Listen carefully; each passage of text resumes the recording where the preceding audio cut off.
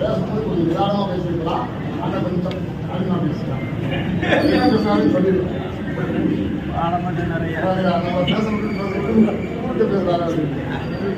ஒன்று.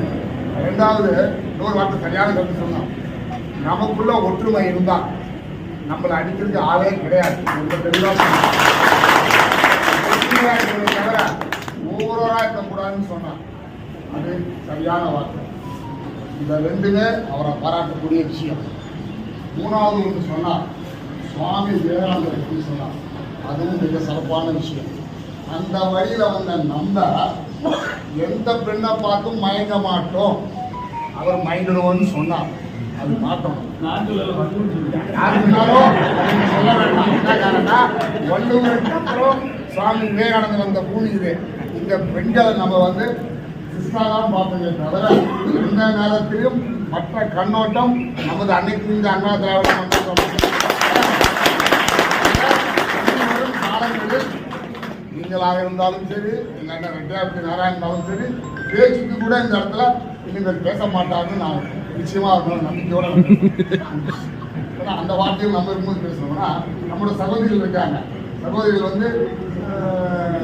கொஞ்சம் அப்படி திரும்பக்கூடாது நான் சொல்ல வரேன். அடுத்து நம்ம வழக்கறிஞர் மிக தெளிவாக சொன்னார். அண்ணன் இவர் சவுந்தரராஜன் பேசும்போது காவல்துறை அதை வேடிக்கை பார்த்துட்டு சொன்னார். அது தவறு. காவல்துறை துணை ஓய்வு கொண்டு இருந்தது. அது நான் வரும்போது பார்த்துட்டு வரேன், எஸ்பிட்ட பேசிட்டு வரேன். என்ன சார் எங்களுக்கு விட மாட்டேங்கிறீங்க, இப்படி விடுறீங்கன்னா வச்சுட்டாங்க. அவர் நடந்த விஷயம். இது காவல்துறை துணை ஓய்கிட்டு இருக்கு. அதாவது வேடிக்கை பார்க்க. இப்போ ஒரே ஒரு கருத்து என்னன்னு கேட்டீங்கன்னா, அண்ணாமலை யூனிவர்சிட்டி என்ன அண்ணா யூனிவர்சிட்டி தான் மிகப்பெரிய பழமை வாய்ந்தது. இந்தியாவிலேயே இன்ஜினியரிங் காலேஜில் நம்பர் 1 காலேஜ் இந்த காலேஜ். அந்த காலேஜில் கிட்டத்தட்ட 6000 மாணவர்கள் படிக்கிறாங்க.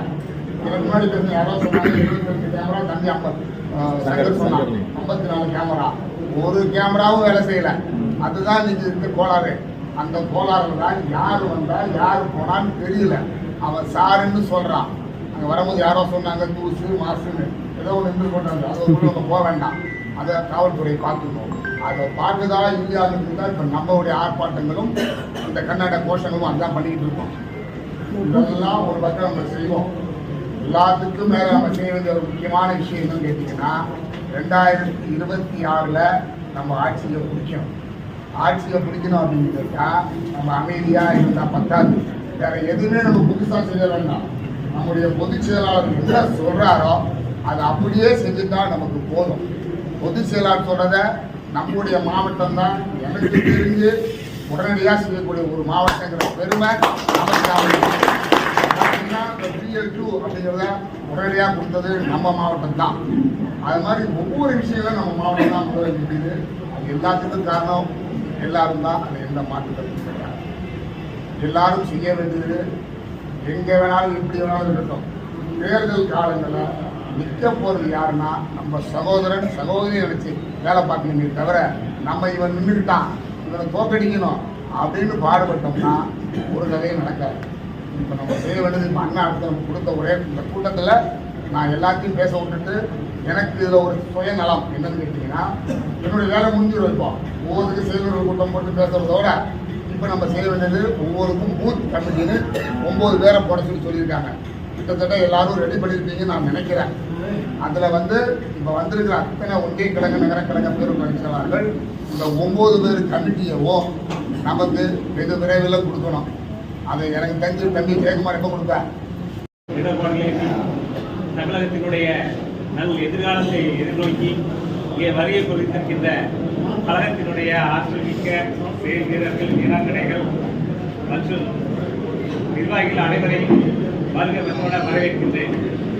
இந்த நல்ல நிகழ்ச்சியை சிறப்பாக தன்னுடைய தொலைபேசி மூலமாக அழைத்து அனைவரையும் இந்த இடத்திலே கூடியிருக்க ஏற்பாடு செய்த ஆற்றல்மிக்க மாவட்ட கழகத்தினுடைய செயலாளரும் கழக அமைப்பு செயலாளரும் அம்பை சட்டமன்ற உறுப்பினரும் ஆகிய மரியாதைக்குரிய டாக்டர் ஐயா அவருடைய சார்பாக வந்து வருகிற வரவேற்கிறேன்.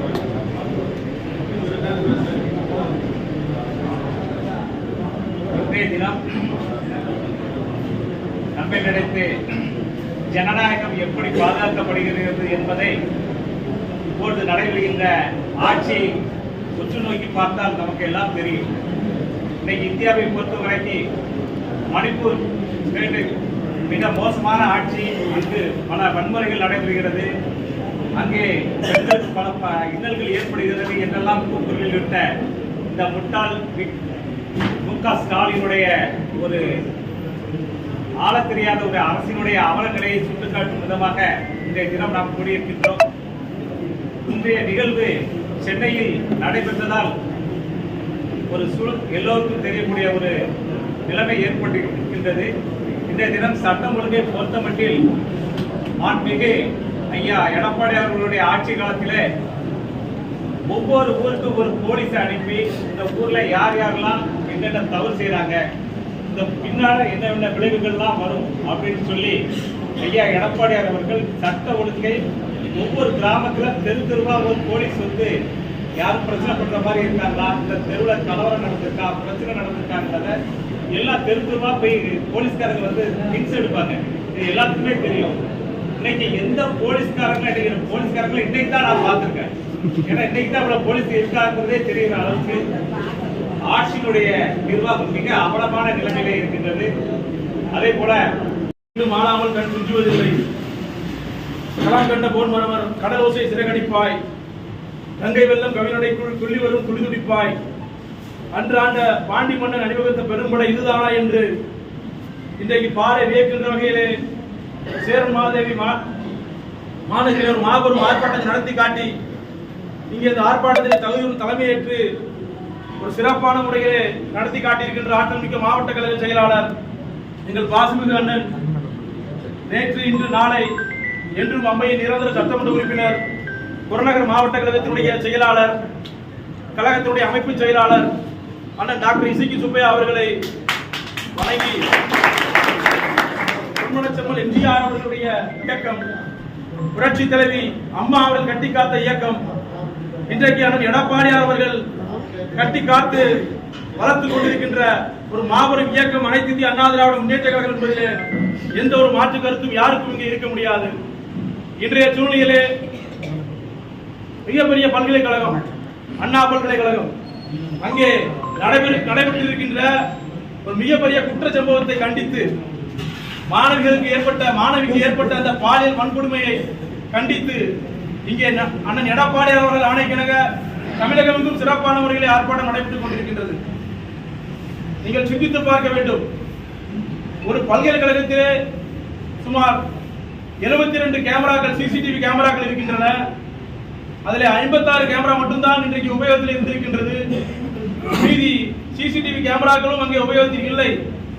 அரசினுடைய மெத்தன போக்கால் இந்த நிகழ்வு நடந்திருக்கிறதே தவிர வேறு யாரும் இதற்கு காரணம் கிடையாது.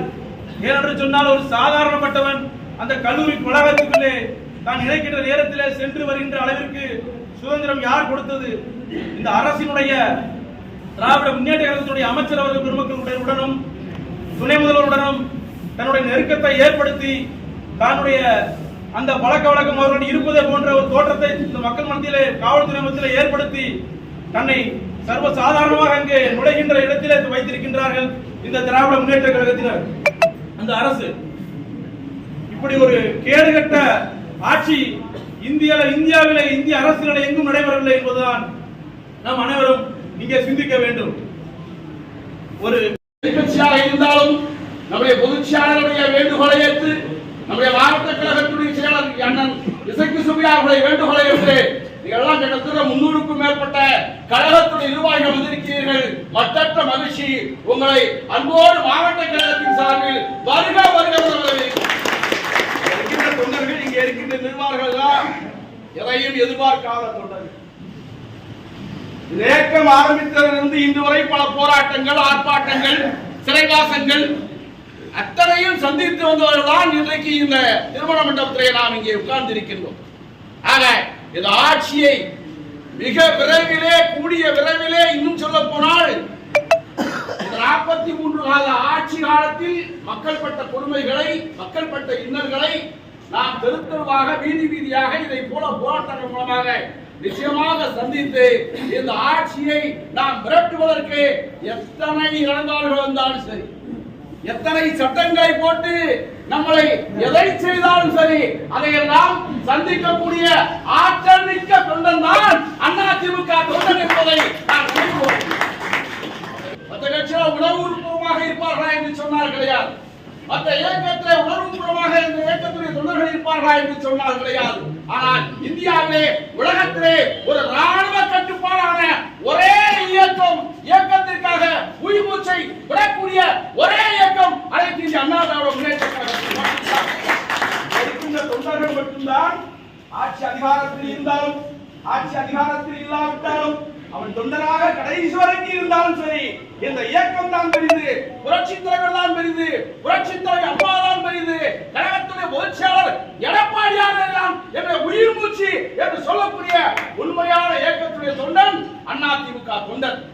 நிச்சயமாக இந்திய அரசியல் வல்லுநர்களால், இந்தியாவிலே இருக்கிற அரசியல்வாதிகள் எல்லாம் இந்த ஆட்சி, தமிழ்நாட்டுடைய ஆட்சியை விரட்டுவதற்கு தகுதியான தலைவன் அண்ணன் எடப்பாடியார் தான் என்று எல்லோரும் சொல்லக்கூடிய அளவுக்கு நிச்சயமாக 2000